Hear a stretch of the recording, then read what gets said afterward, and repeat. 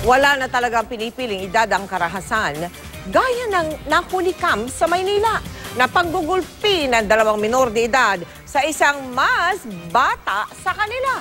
Pati ang tauhan ng isang kalapit na bigasan, pinagdiskitahan ng mga batang suspect.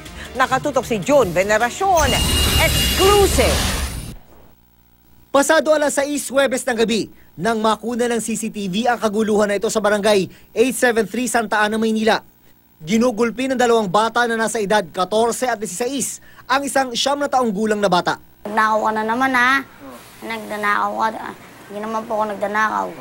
Kaya ka ginulpi, pinagbintangan ka? Opo. Lagi po nila ako ginugulpi. Pero simula pa lang pala yun. Maya-maya, bumalik ang 2 teenager. Ginulpi na naman ang bata.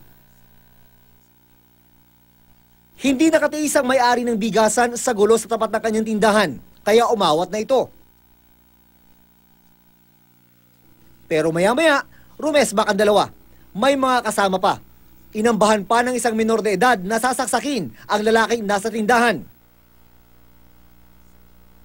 Kaya isinara na lang ang tindahan. Pero bumalik ang grupo. Binuksan ng roll-up door. Walang tao sa loob, kaya ang naiwang cellphone ang pinuntirya. Tsaka muling nagtawag ng dagdag resback para balikan ng may-ari ng tindahan. Sa ganung edad niya, parang nakakatakot talaga na masabi niya yung mga ganung bagay na papatayin ko yan, nilabas niyo yan, ganun. Hindi nila nakita ang may-ari ng tindahan, kaya ang napagbalingan nila, ang isang empleyado ng bigasan na nasa labas. Ginulpi. Dito ata na puruan sir kasi dito yung ininda ko eh. Sakit yung likod ko eh pag nahiga ako. Kaya nung pa-extra kami, iwan ko lang kasi wala pa resulta eh. Dito sa taas, may tama ka ba dito? Dito lang sir. Sa ulo. Sa dito. Sa batok. May tama ka rin dyan. Opo.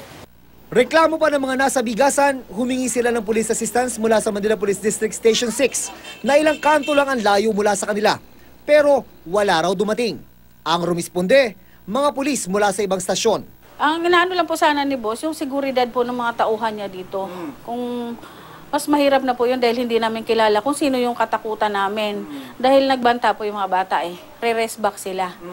Inirekomenda agad ng commander ng MPD Station 6 na matanggal sa pwesto ang precinct commander na nakakasakop sa pinangyarihan ng gulo habang umuusad ang investigasyon. Yung desk officer, pati yung PCP commander, papa-pre-charge natin yan. Papa-pre-charge investigation ko yan. Bakit hindi nila nalaman yung pangyayaring yun at bakit hindi nakarating sa akin yung pangyayaring yun? Pero lumalabas sa record ng pulis, ang may-ari ng bigasan ang inireklamo ng batang nahulikam na ng gulo. Siya raw ang sinaktan nito. Aminado ang mga pulis, marami talagang pasaway na bata sa lugar kung saan nangyari ang gulo.